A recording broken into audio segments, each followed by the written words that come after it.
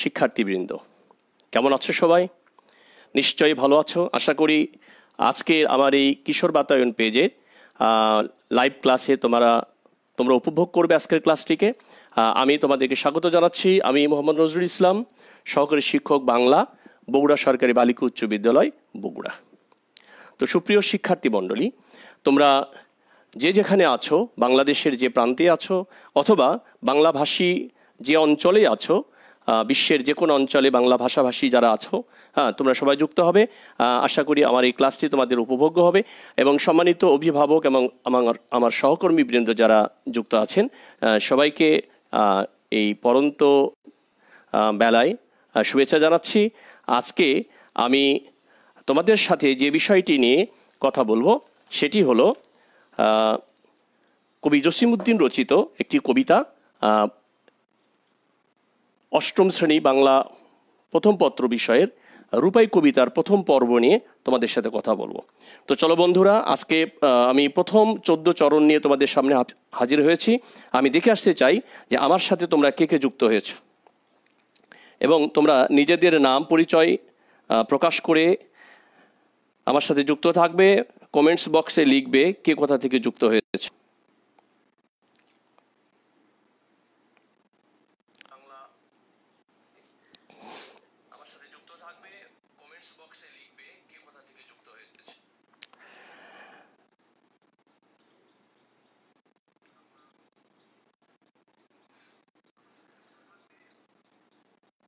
হ্যাঁ বন্ধুরা, আমি দেখতে পাচ্ছি অনেক, সবাইকে স্বাগত জানাচ্ছি। আজকের এই কবিতাটি বেশ গুরুত্বপূর্ণ একটি কবিতা, কারণ জেএসসি পরীক্ষার্থীদের জন্য এই কবিতা থেকে প্রশ্ন বরাবরই হয়ে থাকে। এবারও হবে, যদি পরীক্ষা হয় তাহলে আশা করি হবে। তো যাই হোক, সবাইকে ধন্যবাদ জানাচ্ছি। তোমাদের নামটা লিখে যোগদান করলে ভালো হতো। রেহান বিন আজিম, মিলভা ইসলাম, অনেকে লিখেছে ঢাকা থেকে, অনেকে লিখেছে আমি বগুড়া থেকে, অনেকে লিখেছে আমি নোয়াখালী থেকে যুক্ত হয়েছি। ধন্যবাদ, সবাইকে স্বাগত জানাচ্ছি। আজকের এই বিষয়টিতে তোমাদের যে কাজটি করতে হবে সেটি হলো যে বিষয়বস্তু তোমরা বোঝার চেষ্টা করবে, আমি যেটা উপস্থাপন করব সেটি বোঝার চেষ্টা করবে। পাশাপাশি এই সম্পর্কিত কিছু প্রশ্ন তোমাদেরকে সর্বশেষে করা হবে, সে বিষয় নিয়ে তোমরা একটু আমার সাথে সংযুক্ত থাকবে। তো বন্ধুরা চলো চলে যাই আমাদের আজকের এই পাঠ শেষে তোমরা কি অর্জন করবে। এই পাঠ শেষে তোমরা শিক্ষার্থী বন্ধুরা কবি পরিচিতি বলতে পারবে, নতুন শব্দের অর্থ বলতে পারবে, কবিতার চরণগুলো ব্যাখ্যা করতে পারবে, যে চরণগুলো আমি আজকে নির্ধারণ করে নিয়েছি 14 চরণ। তো শুরুতেই আমরা দেখে আসতে চাই কবি পরিচিতি। আমরা জানি এই মহান কবি জসিমউদ্দিন তিনি রূপাই কবিতাটি লিখেছেন। মূলত রূপাই কবিতাটি তার একটি বিখ্যাত কাব্যগ্রন্থ আছে, সেই কাব্যগ্রন্থের নাম হলো নকশিকাঁথার মাঠ। সেই নকশিকাঁথার মাঠ থেকে এই কাব্যের অংশ থেকে এটা চয়ন করা হয়েছে। তো কবি জসিমউদ্দিন তার জন্ম 1 জানুয়ারি অর্থাৎ 1 জানুয়ারি 1903 খ্রিস্টাব্দ ফরিদপুর জেলার তাম্বুলখানা গ্রামে, এবং তিনি শিক্ষা গ্রহণ শুরু করেছিলেন, শিক্ষা লাভ করেছেন ফরিদপুর জেলা স্কুল থেকে। এসএসসি বর্তমানে সেটি সেই সময় নাম ছিল প্রবেশিকা। 1921 খ্রিস্টাব্দে তিনি প্রবেশিকা পাশ করেন এবং 1931 খ্রিস্টাব্দে কলকাতা বিশ্ববিদ্যালয়, এই ভারত উপমহাদেশের সবচেয়ে একটি দামি বিশ্ববিদ্যালয় বলা যেতে পারে, প্রাচীন বিশ্ববিদ্যালয় বলা যেতে পারে, সেই বিশ্ববিদ্যালয় থেকে তিনি বাংলা ভাষা ও সাহিত্যে MA ডিগ্রি অর্জন করেন। এরপরে আমরা থেকে আসি কবি জসিমউদ্দিন কর্মজীবনে 1938 সালে ঢাকা বিশ্ববিদ্যালয়ে বাংলা বিভাগের প্রভাষক হিসেবে যোগদান করেন এবং 1944 সালে তিনি বিশ্ববিদ্যালয়ে ছেড়ে দেন, প্রভাষক অর্থাৎ তার অধ্যাপনা কাজ ছেড়ে দিয়ে সরকারের তথ্য সম্প্রচার বিভাগে যোগ দিয়ে 1962 সালে তিনি অবসর গ্রহণ করেন। এরপর আমরা দিকে আসতে চাই, কবি সম্মাননা অর্জন করেছেন কি 1969 সালে বিশ্বভারতী বিশ্ববিদ্যালয়, সেখান থেকে কবিকে ডিলিট ডিগ্রি দেওয়া হয়। এরপরে বাংলাদেশ সরকার কর্তৃক 1976 সালে 21শে পদক এবং 1978 সালে তার মৃত্যুর পরে প্রদান করা হয় মরণোত্তর স্বাধীনতা দিবস পুরস্কার। তো সুপ্রিয় শিক্ষার্থী মণ্ডলী, তোমরা এরপরে আমরা জানবো অনন্য কর্ম আছে তার, অর্থাৎ অনন্য কর্ম হলো তিনি যখন কলকাতা বিশ্ববিদ্যালয়ে পড়ালেখা করতেন, পড়ালেখা অবস্থায় ছাত্র অবস্থাতেই তিনি একটি বিখ্যাত কবিতা লেখেন, যে কবিতাটির নাম হলো কবর। এই কবিতাটি লিখে তিনি ব্যাপক প্রশংসার পাত্র হয়ে যান, ব্যাপক প্রশংসা পান। এবং মজার ঘটনা হলো সেই সময় কবি যখন ছাত্র, তখন বিশ্ববিদ্যালয়ের ছাত্র থাকাকালীন অবস্থায় তার এই কবর কবিতাটি এসএসসি লেভেলের অর্থাৎ নবম দশম শ্রেণীর শিক্ষার্থীদের পাঠ্য পুস্তকে স্থান দেয়া হয় কবর কবিতাটিকে। তার মানে বুঝতে পারছ তিনি ছাত্র অবস্থা থেকেই তার কবি প্রতিভার স্ফুরণ দেখিয়েছেন। এরপর আমরা দেখে আসতে চাই তিনি কি কি কাব্যগ্রন্থ লিখেছেন। কাব্যগ্রন্থের মধ্যে রয়েছে রাখালি, বালুচর, ধানক্ষেত, রূপবতী, মাটির কান্না, মা যে জননী কান্দে, এরকম আরও অসংখ্য অনেক কাব্যগ্রন্থ তিনি লিখেছেন। এরপরে তিনি নাটক লিখেছেন বেদের মেয়ে, পদ্মাপার, মধুমালা, আসমান সিংহ, পল্লীবধূ ইত্যাদি। তো বন্ধুরা, তোমরা নিশ্চয়ই দেখতে পাচ্ছ আমাদের কবির অনেক অনেক কাজ তিনি করেছেন, অনেক সৃষ্টিকর্ম আছে তার ভিতরে আরেক ধরনের সাহিত্য আছে কাহিনী কাব্য, অর্থাৎ কোনো একটি ঘটনাকে কবিতার ছন্দে উপস্থাপন করলে সেই কাব্যের নাম হয় কাহিনী কাব্য। নকশিকাঁথার মাঠ আমাদের আজকের যে পাঠ্য রূপাই, সেই রূপাই কবিতার নকশিকাঁথার মাঠ এই কাব্যের একটা অংশ আমাদের আজকের এই পাঠ্য। সুজন বাদিয়ার ঘাট, এছাড়া তিনি উপন্যাস লিখেছেন বোবা কাহিনী, তিনি লিখেছেন ভ্রমণ কাহিনী চলে মুসাফির হলদে পরীর দেশে, যে দেশে মানুষ বড় জার্মানির শহরে বন্দরে। এছাড়াও কবি যেহেতু একজন গীতিকার ছিলেন, গান লিখতেন, এই হিসেবে তার অনেকগুলো গানের সংকলন বের হয়েছিল। তার ভিতরে নাম হলো লঙ্গিলা নায়ের মাঝি, গাঙের পার, জারি গান, মুর্শিদি গান। তো বন্ধুরা, আমরা নিশ্চয়ই দেখে আসলাম যে এই মহান কবি অনেক ধরনের সাহিত্য শাখায় তার পদচারণা ছিল। এরপরে আমরা দেখি তিনি শিশুদের জন্য গ্রন্থ লিখেছেন, শিশুতোষ গ্রন্থ, হাসু, এক পয়সার বাসি, ডালিম কুমার। যে পরিচয়ে পরিচিত কবি তিনি হলেন পল্লী কবি, অর্থাৎ আমাদের কাছে কবি পল্লী কবি নামেই পরিচিত। তো বন্ধুরা, আমরা আজকে আরও জেনে আসতে চাই এই মহান কবির মৃত্যু হয়েছে 14 মার্চ 1976 খ্রিস্টাব্দ ঢাকায়। কবির শেষ ইচ্ছা ছিল তিনি গ্রামে তার দাদির কবরের পাশে চিরনিদ্রায় শায়িত হবেন। তার শেষ ইচ্ছা অনুসারে ফরিদপুরের অম্বিকাপুরে তাকে তার দাদির কবরের পাশে দাফন করা হয়। বন্ধুরা, আমরা এতক্ষণ কবি পরিচিতি জানলাম, আমি একটু দেখে আসতে চাই আমার সাথে কোন কোন বন্ধু যুক্ত হয়েছ। অনেক বন্ধু যুক্ত হয়েছে, অনেকেই অনেক রকমের কথা লিখছ। কোন কবিতা প্লিজ কেউ বলেন। এটা রূপাই কবিতা, আমি এক্ষুনি দেখাবো। এছাড়াও আমি অনেক বন্ধুর নাম হয়তো বলতে পারবো না, অনেকেই লিখেছে অনেক রকম করে। সুনামগঞ্জ থেকে মোবারকুল্লাহ রায়হান, চট্টগ্রাম থেকে Sadman Shahriar Sadib, ideal school and college Dhaka থেকে মনসুর আহমেদ আইডি থেকে লিখেছে। তো এরপরে আমরা দেখতে পাচ্ছি আমার নিজ প্রতিষ্ঠান থেকে অনেক শিক্ষার্থী যুক্ত হয়েছে।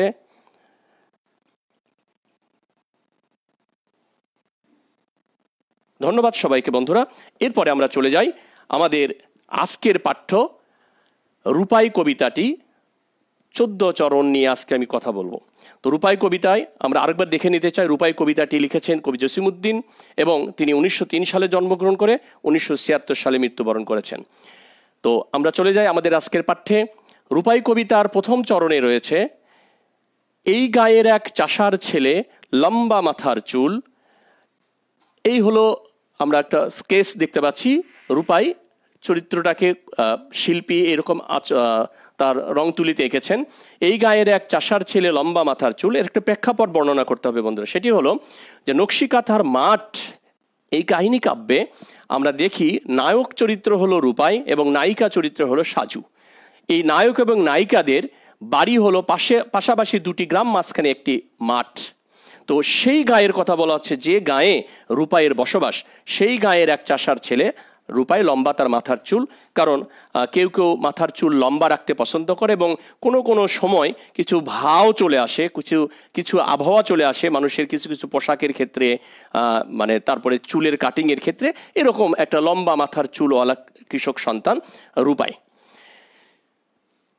কালো মুখেই কালো ভ্রমর, কিসে রঙিন ফুল। কবি সুন্দর করে একটি তথ্য দিয়েছেন যে কালো মুখেই কালো ভ্রমর, অর্থাৎ কালো মুখটা হলো তার কালো মুখের সৌন্দর্য এত চমৎকার ছিল যে সেই সৌন্দর্যে ভ্রমর যেন ফুলে না বসে, রঙিন ফুলে না বসে তার এই কালো মুখেই বসতে চায়। তাই বলেছে কালো মুখে কালো ভ্রমর, কিসে রঙিন ফুল, অর্থাৎ রঙিন ফুলকেও যেন ভ্রমর উপেক্ষা করে এই কালো মুখে এসে বসতে চায়।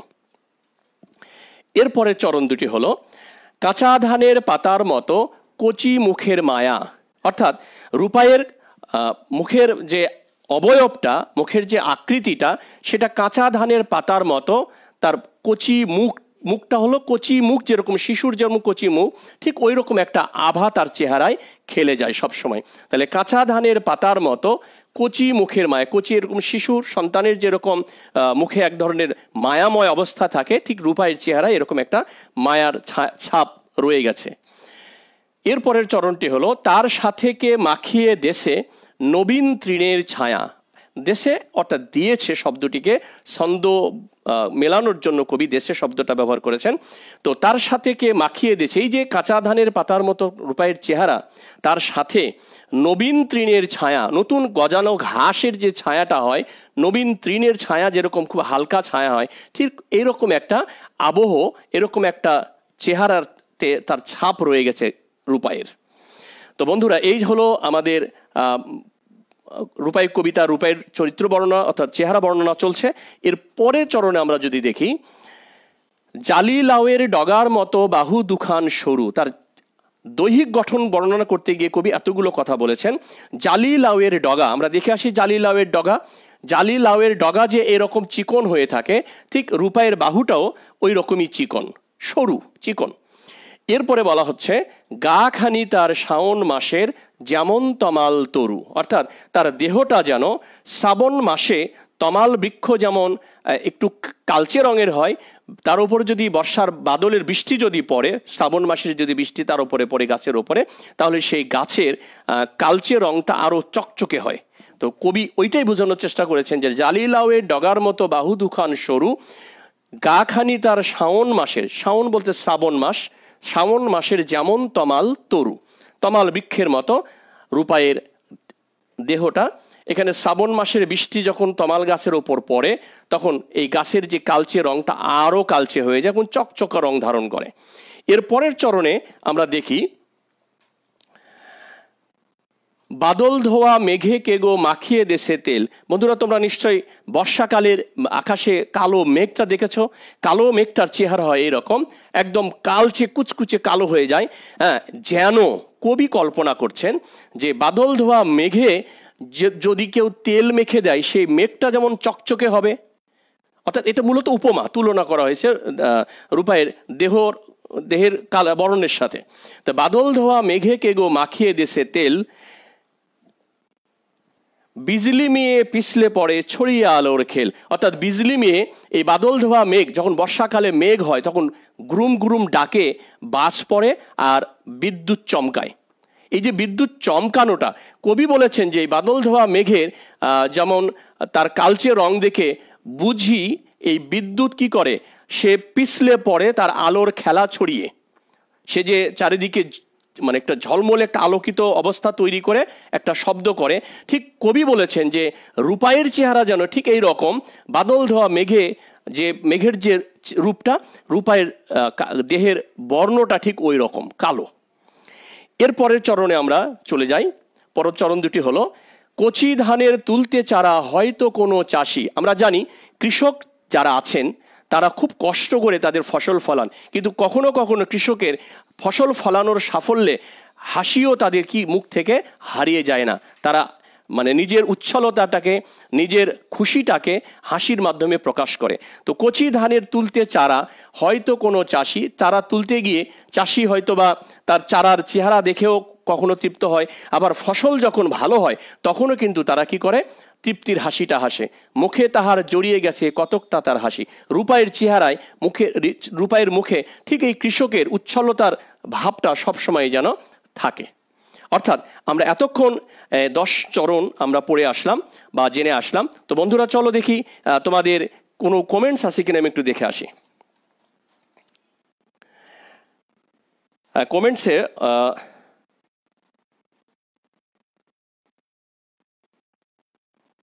তমাল গাছ কি? তমাল গাছ হলো একটা বৃক্ষ, তমাল জাতীয় বৃক্ষ। তমাল বৃক্ষ আমি তোমাদেরকে ছবি দেখিয়েছি, মারিয়া খলিফা আইডি থেকে এসে তমাল গাছ কি? তমাল গাছ হলো এক প্রজাতির গাছ। আমার গ্রামের বাড়ি বরিশাল, সামিয়া ইসলাম লিখেছে, তার মানে বরিশাল থেকে।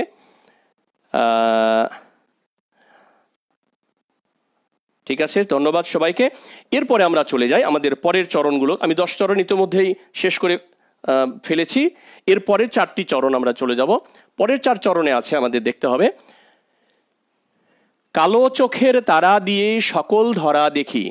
যদি কালো রং, আমাদের একটু ধারণা করতে হবে যে রূপাই কবিতায় 3টি স্তবক আমরা দেখতে পাই। এই 3টি স্তবকের প্রথম স্তবক যদি আমরা খেয়াল করি বন্ধুরা, তাহলে দেখব যে ওখানে রূপাইয়ের দৈহিক গঠনের বর্ণনা দেওয়া হয়েছে। তাহলে তার দৈহিক গঠনটা কেমন। এর পরের স্তবকে, অর্থাৎ মাঝের যে স্তবকটি আছে, সেই স্তবকে বর্ণনা দেওয়া হয়েছে কিসের? কালো রং যে গুরুত্বপূর্ণ, কালো যে কেবলই কালোই নয়, এরও যে গুরুত্ব আছে, এই জিনিসটা পরের স্তবকে বর্ণনা করা হয়েছে। তা আমরা সেই স্তবকের 4টি লাইন আজকে জানবো। কালো চোখের তারা দিয়েই সকল ধরা দেখি। আমাদের চোখটা যদি কালো না হয়ে এটা সাদা হয়ে যায়, তাহলে কিন্তু আমরা কি দেখতে পারবো না, আমাদের চোখটা অন্ধ হয়ে যাবে। আমাদের চোখ দিয়ে আমরা পৃথিবীটা, এই জগৎটা, সুন্দর জগৎটা দেখতে পারবো না। সুতরাং কালো চোখেরও কি আছে? একটা সুন্দর মূল্য আছে। সুতরাং কালো রংটাই যে সবসময় উপেক্ষার মতো, কালো রং যে সবসময় অবজ্ঞা করার মতো তা নয়। কবি কারণেই এই লাইনগুলো বলেছেন, কালো চোখের তারা দিয়ে সকল ধরা দেখি। আবার বলছেন কালো দাঁতের কালি দিয়ে, মূলত এটা হলো দোয়াত। অর্থাৎ যদিও তোমাদের বইয়ে একটা মনে হয় প্রিন্টিং ভুল রয়ে গেছে এখানে, সেটি চন্দ্রবিন্দু শব্দ বানানে চন্দ্রবিন্দু ব্যবহার করেছে, চন্দ্রবিন্দুটা হবে না, এবং দোয়াত শব্দটা আমরা বুঝবো এটাই। কালো দাঁতের কালি দিয়েই কেতাব কোরআন লিখি। জগতে যত বই পুস্তক লেখা হয় সেটা মূলত কালো রঙের কালি দিয়ে বা বিভিন্ন রঙের কালি দিয়ে লিখলেও কালো রঙের কালি দিয়ে বই পুস্তক বেশি দেখা যায়। এই দোয়াতের কালি, এইরকম কালো দোয়াতের কালি দিয়ে আমরা কেতাব কোরআন লেখালেখি ইত্যাদি করে থাকি। এর পরের চরণ দুটি হলো, জনম কালো, মরণ কালো, কালো ভুবনময়। অর্থাৎ আমরা যখন জন্ম নেই মাতৃগর্ভ থেকে, তখন সেখানে মাতৃগর্ভটা কি থাকে? অন্ধকারাচ্ছন্ন, অন্ধকারময়। আবার যখন আমরা মৃত্যুবরণ করে যে ধর্ম মতে, বিভিন্নজন বিভিন্ন ধর্ম মতে আমরা আমাদের মৃতদেহকে সৎকার করি, আমি এখানে কয়েকটি কবরের ছবি দিয়েছি। এর মানে হলো যে আমাদের এইখানেও কি আবার ওই অন্ধকারের মধ্যে আমাদেরকে যেতে হয়। তাহলে জনম কালো, মরণ কালো, কালো ভুবনময়। যদিও আমরা এইটাকে বাহ্যিকভাবে ভাবছি যে কালো, জনম কালো, মরণ কালো, কালো ভুবনময়, কিন্তু এর একটা অভ্যন্তরীণ একটা অর্থ কিন্তু রয়ে গেছে বন্ধুরা। অর্থাৎ আমাদের কৃষক সমাজ, তাদের জন্ম, মৃত্যু এবং জীবনাচার সব কিছুর ভিতরে একটা অন্ধকার অবস্থা আছে। যদিও তারা এই সভ্যতা নির্মাণে সবচেয়ে বেশি ভূমিকা পালন করছেন, কিন্তু তাদের জীবনটা ওই শুরু থেকেই যেন একটা কালো অন্ধকারময় অবস্থার মধ্যে দিয়ে যায়। এটা বোঝানোর জন্য কবি লিখেছেন এটি। অর্থাৎ কৃষক সমাজ সবসময় কি, তোমাদের বইয়ে তোমরা দেখতে পাবে, পাঠ পরিচিতি অংশে একটু দেখে নাও যে এখানে জন্ম থেকে মৃত্যু পর্যন্ত সব কিছুই কৃষকের কালো। তার মানে কি? অর্থাৎ তার জীবনটাই কি একটা অন্ধকারময় অবস্থার মধ্যে দিয়ে যায়। এরপরে চাষিদের ওই কালো ছেলে, অর্থাৎ এখানে চাষিদের কালো ছেলে বলতে রূপাইকে একটা প্রতিনিধিত্বমূলক চরিত্র হিসেবে কবি কল্পনা করেছেন। কিন্তু সকল চাষি কি করে? এই কালো জীবন নিয়েই জগৎটাকে আলোকময় করে তোলে। মাটি মানে প্রখর শক্ত মাটিকে তারা চাষ করে সোনালী ফসল ফলায়, আলোকময় করে ফেলে সারা এলাকা। অর্থাৎ তারা এই জগৎটা, সভ্যতাটা নির্মাণে ব্যাপক ভূমিকা পালন করে। তাই কবি এখানে বলেছেন চাষিদের ওই কালো ছেলে সব করেছে জয়। তা আমরা রূপাইকে আমরা দেখি, রূপাইয়ের মতো এরকম একটা প্রতীকী চরিত্র রূপাই। তো রূপাইয়ের এইখানে মূলত আমরা প্রতীকী চরিত্র হিসেবে ধরে নেব যে রূপাইয়ের মতো এরকম কৃষক যারা আছে, তারা গ্রামে থেকে আমাদের সভ্যতা নির্মাণে, আমাদের এই জাতীয় উন্নয়নে ব্যাপক ভূমিকা পালন করছেন। তার মানে কি? কালো, জনম কালো, মরণ কালো, কালো ভুবনময়। তাদের সব কিছু কালো হলেও তাদের জীবনটা পুরোটাই কালোয় ভরা হলো, তারা কিন্তু এই জগৎটা, এই সভ্যতাটা নির্মাণ করতে গিয়ে সব সময় কি আলোকময় করার চেষ্টা করছে। তো বন্ধুরা, আমরা এই পর্যন্ত যতটুকু পড়লাম, যতটুকু জানলাম,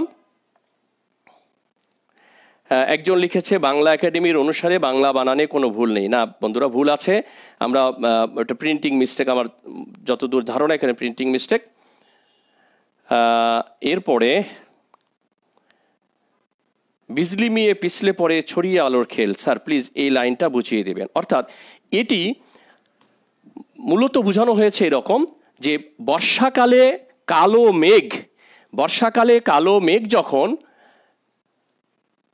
আমি আবার একটু যাই, বর্ষাকালে কালো মেঘ যখন একদম চারিদিকে অন্ধকার করে আসে, সেই কালোটা যেমন একদম চকচকে কালো হয়, যেন কবি কল্পনা করেছেন যে ওই রকম মেঘের গায়ে না জানি কে কোন তেল মেখে দিয়েছে, যার কারণে মেঘটা এত চকচকে হয়েছে। ঠিক ওই চকচকে সৌন্দর্য দেখে যেমন বিজলি মেয়ে তার আলোর খেলা ছড়ানো বাদ দিয়ে সে কি করে পিছলে পড়ে যায়, অর্থাৎ আকাশ থেকে যেন সে মাটিতে পড়ে যায়, ভূপৃষ্ঠে পড়ে যায়, ঠিক এইটার তুলনা করা হয়েছে রূপাইয়ের দৈহিক সৌন্দর্যের সাথে। অর্থাৎ রূপাই কালো হলেও তার চেহারাটা অত্যন্ত সুন্দর। বন্ধুরা, আমরা চলে যাই পরবর্তী অংশে। আমাদের এরপরের কার্যক্রমটি হলো আজকের যে পাঠটি ছিল, এই পাঠের আমি কিছু নতুন শব্দ বের করেছি তোমাদের জন্য, যেটা পাঠ্য বইয়ে শব্দার্থ অংশে যেটি আছে ওর বাইরে যে শব্দগুলো আমি মনে হয় তোমাদের কাছে কঠিন হতে পারে, সেই শব্দগুলো নিয়ে আমি মূলত তোমাদের সাথে কথা বলবো। তো আমরা শব্দার্থে চলে যাই। শব্দার্থ হলো, আমরা প্রথম শব্দটি টেক্সটে দেখব। প্রথম শব্দটি হলো কচি। নিশ্চয়ই তোমাদের পাঠ্য বইয়ে এই শব্দার্থটি দেয়া নেই, আমি জানি তোমরা অনেকেই জানো, তাই না বন্ধুরা? তোমরা অনেকেই জানো। তো দেখে আসি কচি শব্দের অর্থ কি। তোমরা একটু বলো তো কচি শব্দের অর্থ কি, ঝটপট বলে ফেলো কচি শব্দের অর্থ।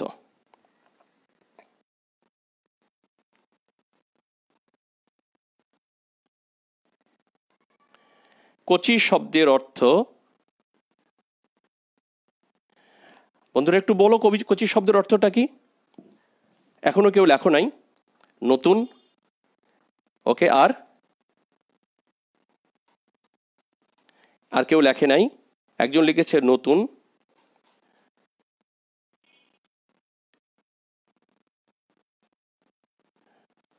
নতুন, ওকে ফাইন।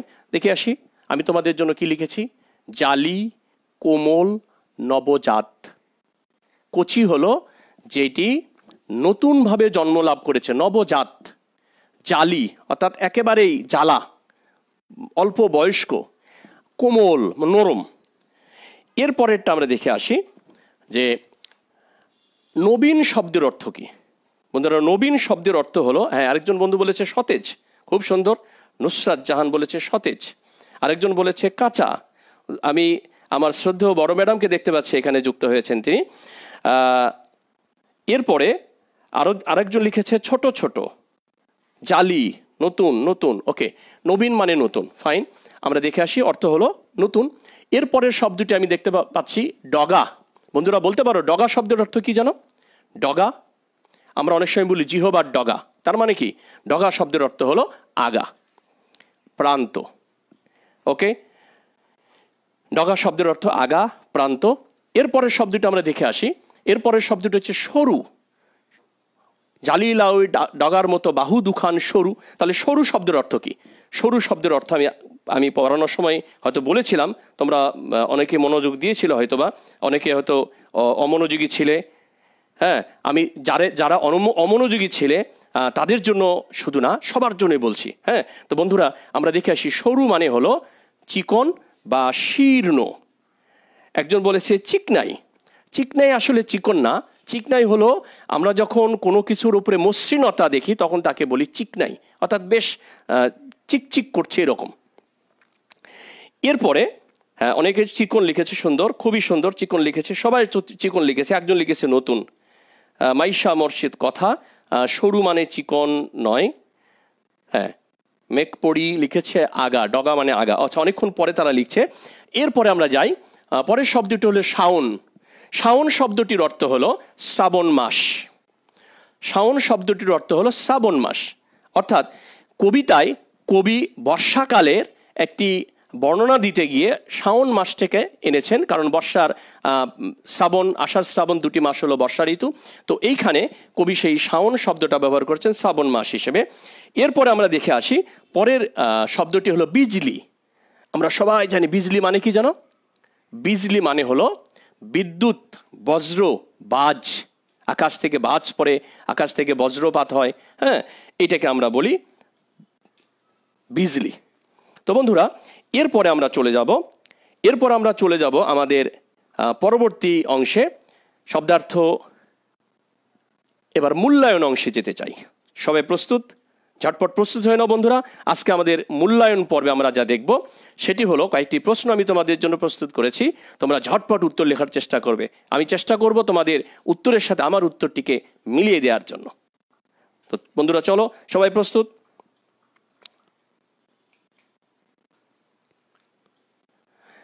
এরপরে আমরা আসি মূল্যায়ন। প্রথম অংশে আমরা দেখছি, প্রথম শব্দ বাক্যটি আছে, রূপায়ের কচি মুখের মায়া কিসের মতো? রূপায়ের কচি মুখের মায়া কিসের মতো?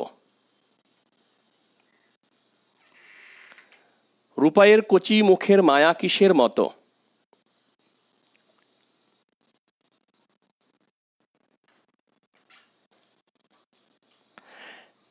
লিখে ফেলো দেখি সবাই, রূপায়ের কচি মুখের মায়া কিসের মতো? Net problem. আচ্ছা, একজন লিখেছে কাঁচা ধানের পাতার মতো। অনেকে নেট প্রবলেমের জন্য হয়তোবা একাধিকবার একই কথা লিখছে। সে হয়তো ভাবছে যে আমি হয়তোবা, হ্যাঁ, কাঁচা ধানের মতো। আসলে কাঁচা ধানের মতো নয় বন্ধুরা, অনেকে লিখেছে কাঁচা ধানের মতো, আবার কেউ লিখেছে কাঁচা ধানের পাতার মতো। আসলে উত্তরটি আমরা দেখে আসতে চাই। উত্তরটি হলো কাঁচা ধানের পাতার মতো। কাঁচা ধানের পাতার মতো কচি মুখের মায়া। আমরা কবিতার চরণে পড়ে আসছি। কচি ধানের পাতার মতো নয়, তানিয়া আক্তার নামে আইডি থেকে লিখেছে কচি ধানের পাতা নয়, কাঁচা ধানের পাতার মতো। হ্যাঁ, কাঁচা ধানের পাতা। আরেকজন লিখেছে নতুন ধান। না, নতুন ধান নয়, কাঁচা ধানের পাতা।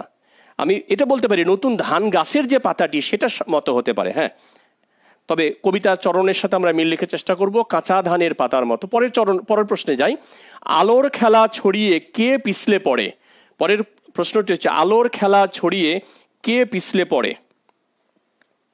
বন্ধুরা, আলোর খেলা ছড়িয়ে কে পিছলে পড়ে? ঝটপট লিখে ফেলো। আলোর খেলা ছড়িয়ে কে পিছলে পড়ে? দেখে নাও।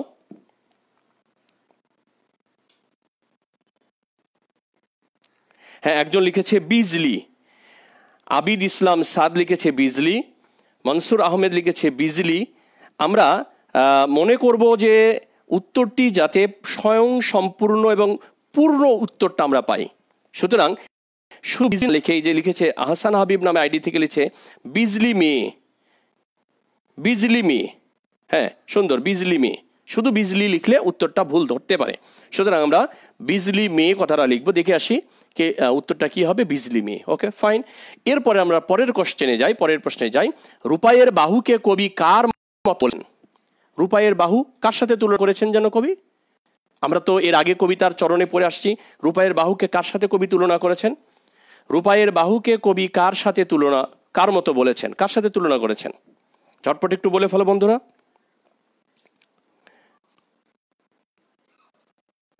হ্যাঁ, বিজলি মেয়ে বলেছে। কাঁচা ধানের পাতার মতো অনেক পরে বলেছে। হ্যাঁ, তাহলে রূপায়ের বাহুকে কবি কার মতো বলেছেন? রূপায়ের বাহুকে কবি বলেছেন, তোমরা দেখো, তোমরা যা লিখছো, জালি লাউয়ের সাথে তুলনা করেছেন, সামিয়া ইসলাম লিখেছে। মনসুর আহমেদ আইডি থেকে লিখেছে জালি লাউয়ের ডগার মতো। আহসান আবি জালি লাউয়ের ডগার মতো। পিয়া শর্মি বিজলি মেয়ে, জালি লাউয়ের ডগার মতো। ওকে, ধন্যবাদ, সবাই লিখছো জালি লাউয়ের ডগার মতো।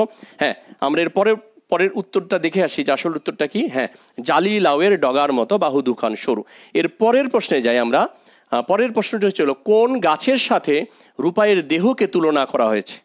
কবিতা একটা গাছের নাম বলা হয়েছে যে গাছের সাথে রূপাইয়ের দেহকে তুলনা করা হয়েছে। বন্ধুরা দেখতে পাচ্ছ নিশ্চয়ই, কোন গাছের সাথে রূপাইয়ের দেহকে তুলনা করা হয়েছে। কবি কোন গাছের সাথে রূপাইয়ের দেহকে তুলনা করেছেন লিখে ফেলো সবাই। হ্যাঁ, অনেকেই লিখেছে আগের প্রশ্নের উত্তর জালিলাওয়ের ডগার মতো। হ্যাঁ, এর পরের এমডি নুরুল আবসার আইডি থেকে লিখেছে তমাল। আমি আবারও বলবো যে উত্তরটি যেন কোনো জায়গায় গ্যাপ না থেকে যায়, কোনো জায়গায় শূন্যতা না থাকে, সেই কারণে আমরা কি করব, উত্তরটা পূর্ণাঙ্গভাবে লেখার চেষ্টা করব যে তমাল গাছ। যদিও আমি এই বাক্যের সাথেই মিলিয়ে লিখব যে রূপাইয়ের দেহকে তমাল গাছের সাথে তুলনা করা হয়েছে, এরকম করে লেখার চেষ্টা করব। হ্যাঁ, আমি কেবলই সংক্ষিপ্তভাবে উত্তরটি জানার চেষ্টা করছি। সেই সংক্ষিপ্ত উত্তরকে আর সংক্ষিপ্ত করা যাবে না, শুধু তমাল লিখলে ভুল হবে। তমাল তরু, তমাল গাছ, অনেকেই লিখেছে তমাল। হ্যাঁ, শুধু তমাল নয়, আমরা তমাল গাছটা লিখব। তো ঠিক আছে, আমরা পরবর্তী প্রশ্নে চলে যাই। কবি জসিমউদ্দিন কত সালে মৃত্যুবরণ করেন? আমরা কবি পরিচিতি পড়ে আসছি, কবি পরিচিতি থেকে আমরা একটা বা দুটা প্রশ্ন জানতেই পারি। তো কবি জসিমউদ্দিন কত সালে মৃত্যুবরণ করেন? কবি জসিমউদ্দিনের মৃত্যু হয় আমাদের দেশ স্বাধীন হওয়ার পর। আমি নিশ্চয়ই সালটি উল্লেখ করেছি, 1976 সাল লিখেছে ইমাম হাসান নামে আইডি থেকে। হ্যাঁ, 1976 বন্ধুরা, অবশ্যই ঠিক আছে তোমাদের উত্তরগুলো। হ্যাঁ, খুব সুন্দর উত্তর 1976। আমরা দেখে আসি উত্তর 1976 কিনা। হ্যাঁ, উত্তর 1976। এর পরের প্রশ্নটি আমরা দেখে আসতে চাই। নকশিকাঁথার মাঠ, কবি অনেক কাব্যগ্রন্থ লিখেছেন, অনেক গ্রন্থ লিখেছেন, এর ভিতরে নকশিকাঁথার মাঠ যে গ্রন্থটি, এটি আসলে কি ধরনের গ্রন্থ? নকশিকাঁথার মাঠটি আমি আমার এই সেশন ক্লাসের শুরুতেই উল্লেখ করেছি, নকশিকাঁথার মাঠ আসলে কি ধরনের গ্রন্থ। বন্ধুরা ঝটপট লিখে জানাও, নকশিকাঁথার মাঠ কি ধরনের গ্রন্থ? কাহিনী কাব্য। ওকে, কাহিনী কাব্য, সুন্দর। কাহিনী কাব্য লিখেছেন একজন, দুইজন, তিনজন, অনেকেই কাহিনী কাব্য লিখছে, কিন্তু বানান ভুল হয়ে যাচ্ছে মনে হয়। কাহিনী কাব্য, শুধু কাব্য ইমাম হাসান, শুধু কাব্য লিখলে ভুল হবে। এটা কাব্য অবশ্যই, নো ডাউট, কিন্তু কাহিনী কাব্য হবে, কারণ কাহিনী কাব্যের বৈশিষ্ট্য হলো যে এই কাব্যের ভিতরে একটা কাহিনীকে কবিতার ছন্দে ছন্দে কি করা হবে, উপস্থাপন করা হবে। অর্থাৎ নকশিকাঁথার মাঠ হলো জসিমউদ্দিনের একটা কাহিনী কাব্য, যে কাব্যের অংশ আমরা আজকের এই পাঠ্য হিসেবে পেয়েছি।